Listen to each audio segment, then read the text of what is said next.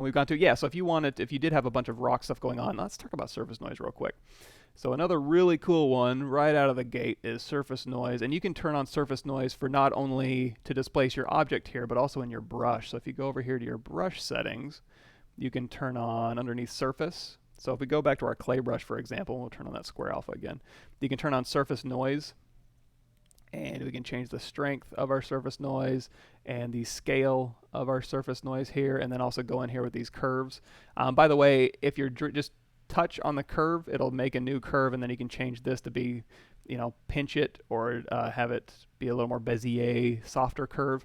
If you drag it off and then back on, it'll turn it to a point, so you can get very harsh transitions between points here, and that'll kind of give you some really interesting looks as far as what the brush will end up doing.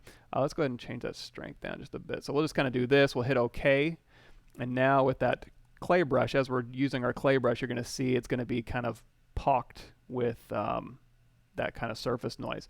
You can also apply it to the entire surface. If you go over here to this side, the tool side, and go over here to surface noise, and there's a lot of different surface noises you can apply. You can do a noise plugin. You can bring in your own tiling alphas if you want to by clicking this down here. But we'll just stick with the basic noise here. So we'll change the strength. Let's dig in a little bit and our scale up. And we'll change.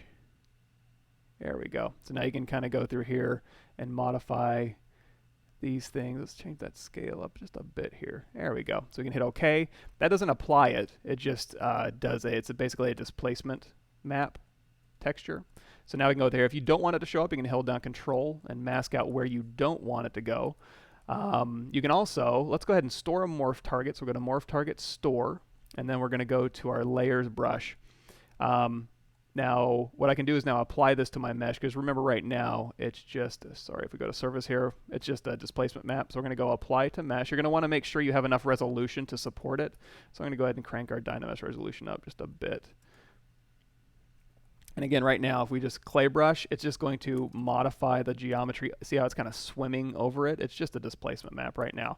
If we want to apply it to our mesh, and that'll kind of apply that bumpiness to our mesh here. So now we can go down here and smooth it out. But we also stored a morph target, and actually before you apply it to your mesh, make sure you go in here, make a new layer, and now apply it to your mesh, because what that allows you to do is go into your layer here, and you can crank it down, you can invert it if you want to, you can go over here and you can over crank it if you want to. So you can just kind of dial in the look you're going for here, and then when you're done with that, you can hit bake all. And then if you want to, you can go here to your morph target, and you can use BMO, and you can go through here, and you should be able to morph down. Let's go ahead and change our Z add to 100, turn off RGB. And oops, looks like our morph target didn't store. Let's try that again. So delete morph target, store morph target.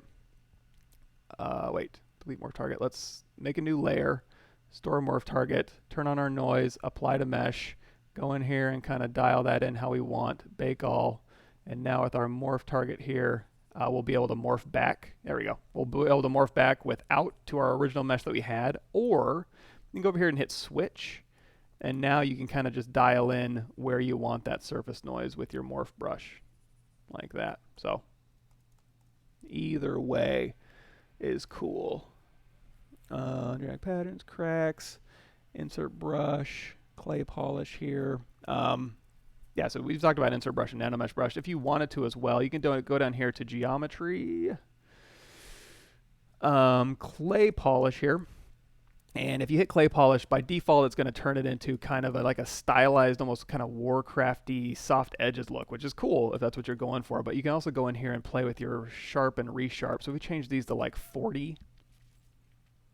Let's change resharp to 40 or sharp to 40 and change our edge to like -10 and hit clay polish. That'll get you some really intense kind of look like this.